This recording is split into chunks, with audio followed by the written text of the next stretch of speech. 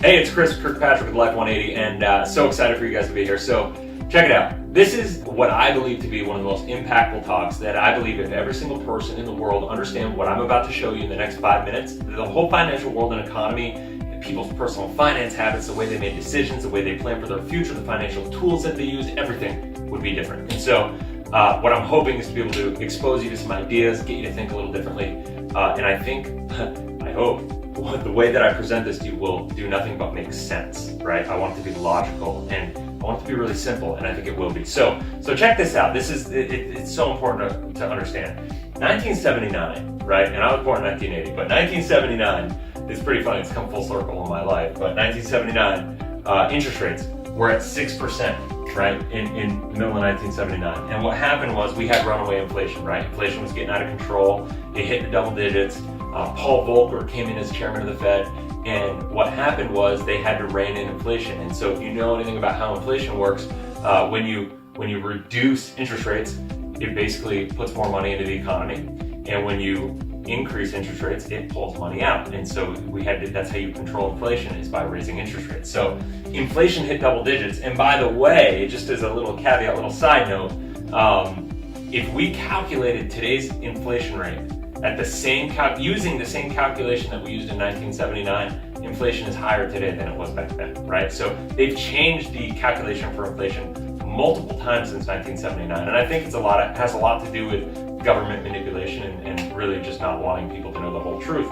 But the reality is, they had interest rates at 6%, and so let's just walk through it.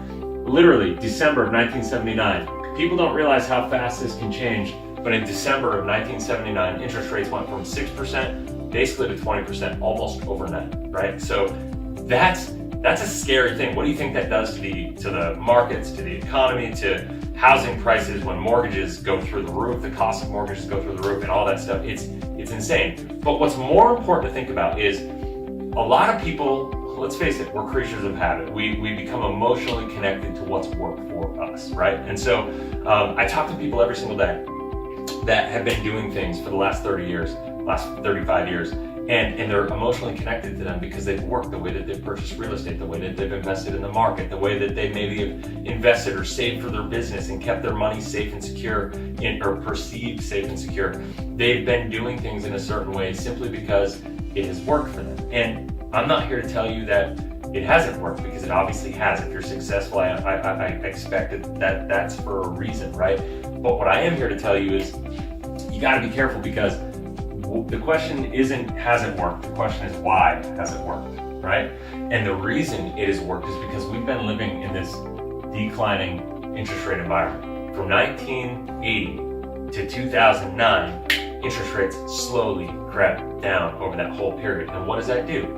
That increases asset value. When interest rates go down, that means money becomes cheaper. Your housing value, a $500,000 house today isn't worth $500,000. That $500,000 house is worth, let's say, $2,500 a month for a mortgage payment. Well, if that house, because nobody's paying very few people, I should say, are paying $500,000 cash for a house in the economy, at least enough to impact the value of the house on a widespread economic level. So the question that becomes is, what would $2,500 buy you for a house at 15% interest, at 10% interest? And I'm not going to give numbers right now. You can do the math. It's crazy. It literally would crush the value of houses by 50, 60, 70%, literally in a blip. And it would create a massive crisis. And there's a lot that goes into this. But here's the deal. From 2009 to 2018, we've been living in this low interest rate environment. Interest rates hit 0%. The federal funds rate hit 0%. And it's the first time it ever hit 0%. And it hit 0.25% once back in the 50s, but the reality is it only stayed there for a year. We've been at 0% to 0.25% for the last 9 years, almost a decade. So at this point in time, what we have going on is we're either going to be in this flat environment, which, by the way, they printed trillions of dollars, right? Printed. And now we're either going to keep doing that, and we're going to lose the faith of the rest of the world investing in our economy, because we're just going to be inflating our currency, which is obviously unacceptable to the rest of the world who's funding our lifestyle here in the United States, or we're going to raise interest rates. There's a lot of scariness that goes behind that. But here's the important part. Here's the important thing to understand. the good assets in this environment are not necessarily the good assets in this environment. And the way to position yourself for opportunity and control your money in a declining interest rate environment is different than what you do in a flat or increasing interest rate environment. And what this does when interest rates go up, here's what it does. It creates uncertainty, and we all know how the markets respond to uncertainty, and that's not good.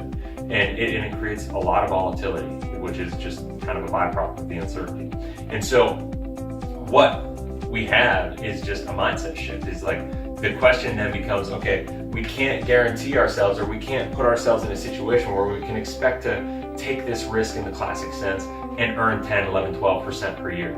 If you want to be able to really make it work, you have to pivot, and you have to keep your money safe, secure, and make sure you have control of that money and it's liquid. That way you can earn a little bit, build a base where you're beating inflation, where your money's safe and it's secure, and honestly it's more secure than in a classic bank. You put it in that environment, and then you wait for the opportunity, because there's going to be plenty of opportunity. It's keep it safe, keep it safe, keep it safe. And then when the market crashes, when there's more opportunity, when the people who are leveraged out, when the people who don't have their financial world structured properly, when they struggle, that's when you pounce. That's when you take advantage of the opportunity, and access to capital is king in that situation. And if you do what we're going to talk to you about, you're going to be in a scenario where the one thing I can promise you is you're never going to be hurt.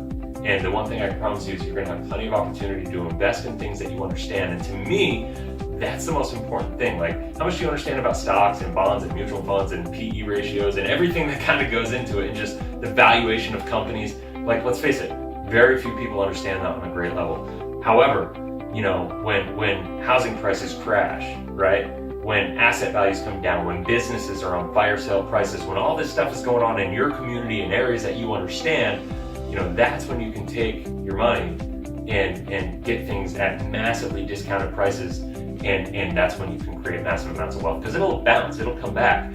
And what people, I think, miss the point on, you can go talk to anybody. I don't care if you talk about Warren Buffett or anybody else who's really created massive amounts of wealth. This is how they've done it. You find things that are at massive values at the right time, you get involved in it, you buy it, you ride it up, and that's where the amazingness happens. That's where wealth is really created. So what I want to do next is, I want to give you an opportunity. If this sounds intriguing to you at all, got two options for you. I totally get you maybe you want more information. If you do, look below. There's a button that says learn more. If you want to learn more, just click that button. I'm going to take you to another video that'll get into a lot of the financial structure stuff, a lot of what I call the Life 180 pyramid talk. And it's going to talk to you about how to structure your financial life, some things to think about, and I think it'll be really beneficial for you. However, if you are sold on this concept, and if you like what you're hearing, you're like, hey, okay, this resonates with me, I want to take action, then you can also click on the button below that basically just says set up a free consult. So if you want to set up a free consult, go ahead and click the button. It'll take you to a place where you can literally go on and set up a free appointment, where we're happy to give you some time to really learn and see where you are, where you want to go, how you need to pivot. We can literally do a financial analysis and breakdown of kind of what's worked for you and how we can take that and pivot it most effectively to help you achieve what you're looking to achieve. So I hope that helps. I hope to see you around. Definitely make sure you're following us, engage in our videos, and I hope this helps. All right, take care.